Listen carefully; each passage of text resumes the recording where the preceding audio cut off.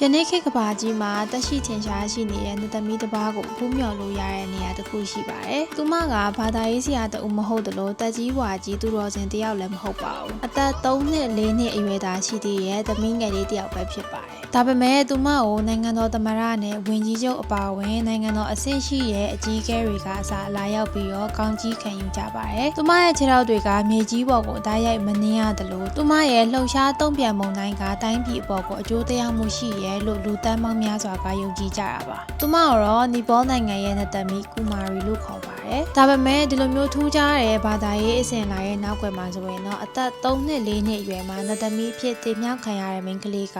သူမရဲ့အသက်12နှစ်13နှစ်အရွယ်ပထမဆုံးရာသီသွေးစင်းတဲ့နေ့မှာဆိုရင်တော့နသမီဖြစ်ကနေတရားဝင်ရက်စဲခံရပြီးတော့တာမန်လူသားတယောက်ဖြစ်မိသားစုစီကိုပြန်လည်ရောက်ရှိသွားတာပါ။ဆိုတော့ဘာသာရေးအရာအမြင့်ဆုံးကိုးကွယ်ခံရကနေပြီးတော့ရုတ်တရက်တာမန်လူတယောက်အဖြစ်ပြောင်းလဲသွားရတဲ့မိန်းကလေးတယောက်ရဲ့ဘဝကရောဘယ်လိုမျိုးရှိမလဲ။နောက်ပြီးတော့အင်တာနက်ပေါ်မှာဟိုးလေးတကြော်ကြော်ဖြစ်နေတဲ့နသမီဟုတ်မဟုတ်စမ်းသပ်ချက်တွေကတကယ်ရောမှန်ကန်မှုရှိရလားစတဲ့အကြောင်းအရာတွေကိုဒီနေ့ဗီဒီယိုထဲမှာအသေးစိတ်ပြောပြပေးသွားမှာပါ။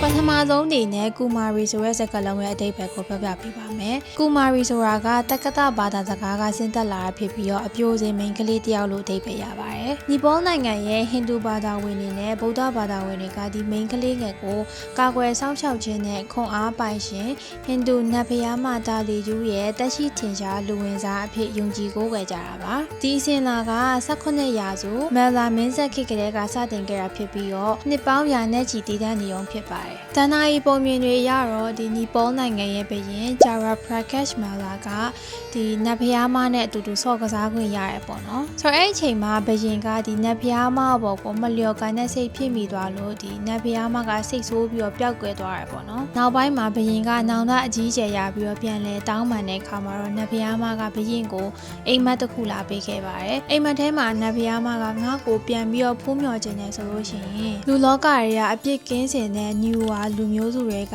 ကမိန်းကလေးရဲ့ခန္ဓာကိုယ်မှာငါဝင်ရောက်ပြီးတော့ပူးကတ်နေမယ်ငါ့ကိုရှာပြီးတော့ကိုးကွယ်ပါဆိုပြီးတော့အိမ်မက်လာပေးခဲ့တယ်လို့ပြောကြပါတယ်ဆိုတော့အဲ့ဒီအချိန်ကစပြီးတော့ဒီစနစ်ကြီးကစတင်ပေါ်ပေါက်လာခဲ့တယ်လို့ပြောကြပါတယ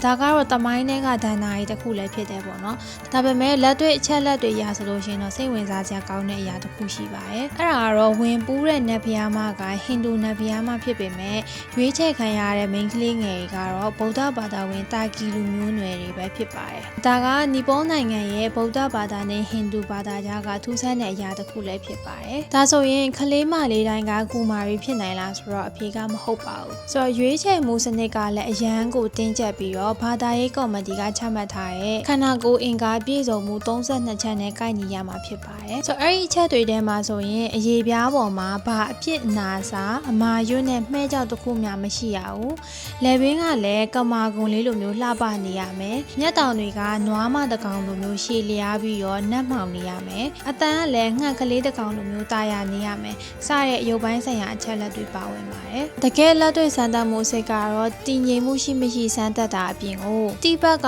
ကလူဝင်စားရှာဖွေမှုစနစ်အတိုင်းသူမရဲ့ရှေ့ကကူမာရီဟောင်းသုံးဆွဲခဲ့တဲ့ပစ္စည်းတွေနဲ့ရိုးရိုးပစ္စည်းတွေကိုရောနှောပြီးတော့ထားကြပါတယ်။အဲဒီနောက်မှာတော့နတ်ဖျားမရဲ့စွမ်းအားနဲ့မိမိရဲ့ပစ္စည်းအမှန်ကိုမှန်ကန်အောင်လို့ရွေးချယ်နိုင်စွမ်းရှိမရှိစမ်းသပ်တဲ့စနစ်ပဲဖြစ်ပါတယ်။သူမကိုကူမာရီအဖြစ်အတည်ပြုပြီးပြီဆိုတာနဲ့ကူမာရီနန်းတော်လို့ခေါ်တဲ့တစ်သားရည်နဲ့ဆောက်လုပ်ထားတဲ့အဆောက်အုံဟောင်းကြီးစီကိုပြောင်းရွှေ့နေထိုင်ရပါတယ်။အဲဒီနန်းတော်ထဲမှာတော့သူမလိုက်နာရမယ့်စည်းကမ်းတွေလည်းရှိနေပါတယ်။သူမရဲ့ခြေထောက်တွေကတန်ရှင်းစင်ကြယ်ရဲ့အတွက်မြေကြီးပေါ်ကမစင်ကြယ်တဲ့အရာတွေနဲ့လုံးဝထိတွေ့ခွင့်မရပါဘူး။နန်းတော်ထဲမှာဆိုရင်ကော်စောတွေကိုတောက်လျှောက်ခင်းထားပြီးတော့အပြင်ထွက်တဲ့အခါမှာဆိုလို့ရှိရင်လည်းလူတွေကပွေ့ချီတာဒါမှမဟုတ်လို့ရှိရင်ရွှေဝေါရင်ကြီးနဲ့တင်ဆောင်ထမ်းပိုးတာကိုပဲခံယူရပါတယ်။အပြင်ထွက်တဲ့ရက်ကလည်းတစ်နှစ်ကိုပွဲတော်ရက်အနည်းငယ်ပဲအပြင်ထွက်ခွင့်ရှိပါတယ်။သူမကအနီရောင်ဝတ်စုံကိုနေ့စဉ်ဝတ်ဆင်ရပြီးတော့နှစ်ဖူးပေါ်မှာ third eye တတိယမျက်လုံးလို့ခေါ်တဲ့မီးမျက်လုံးသင်္ကေတကိုအမြဲတ တမ်းချင်တာထားရပါတယ်။သူမက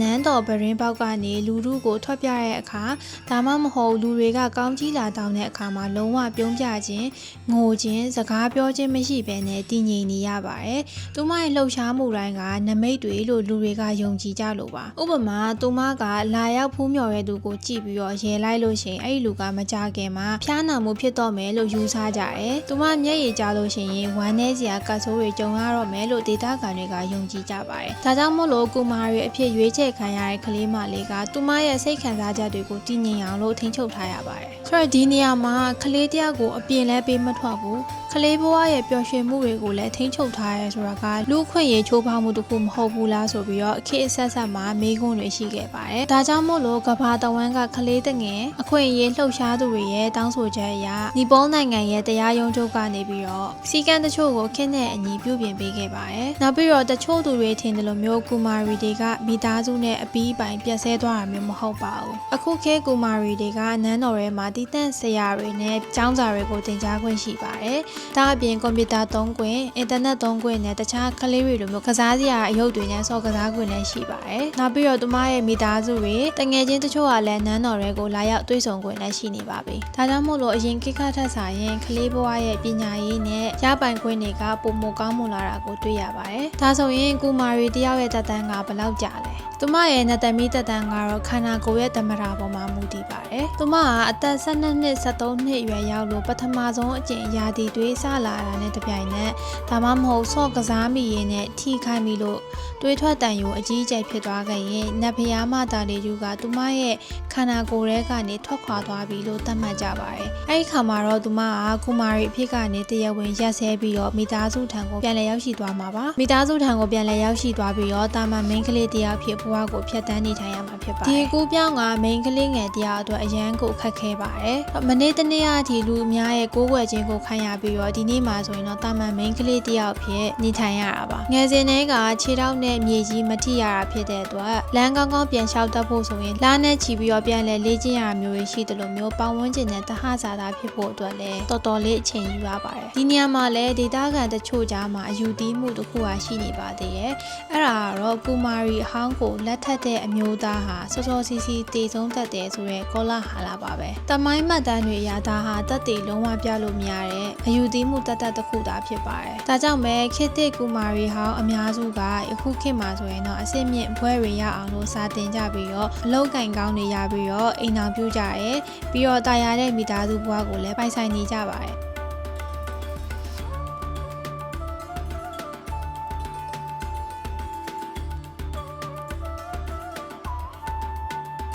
ဆိုတော့နီပေါနိုင်ငံရဲ့ကူမာရီအစင်လာကိုခြုံငုံကြည့်မယ်ဆိုလို့ရှိရင်အပြင်လူတွေအနေနဲ့ကတော့ဒါကကလေးတယောက်ရဲ့လွတ်လပ်ခွင့်ကိုကန့်သတ်ထားတဲ့စနစ်ကြီးတစ်ခုလို့ထင်ရပေမဲ့နီပေါလူမျိုးရဲ့အတွက်ကတော့ဒါကရာစုနှစ်နဲ့ချီတည်တံ့လာတဲ့သူတို့ရဲ့ဘာသာရေးအစင်လာကြီးတစ်ခုလည်းဖြစ်ပါတယ်ဆိုတော့တင်တို့ရောဒီလိုမျိုးကလေးငယ်တအူးကိုနတ်ဖျားမတယောက်အဖြစ်ကိုးကွယ်တဲ့စနစ်ကိုဘယ်လိုမျိုးထင်ပါသလဲ comment မှာရေးခဲ့ပေးပါအောင်နောက်ဗီဒီယိုတွေမှာပြန်တွေ့ပါမယ်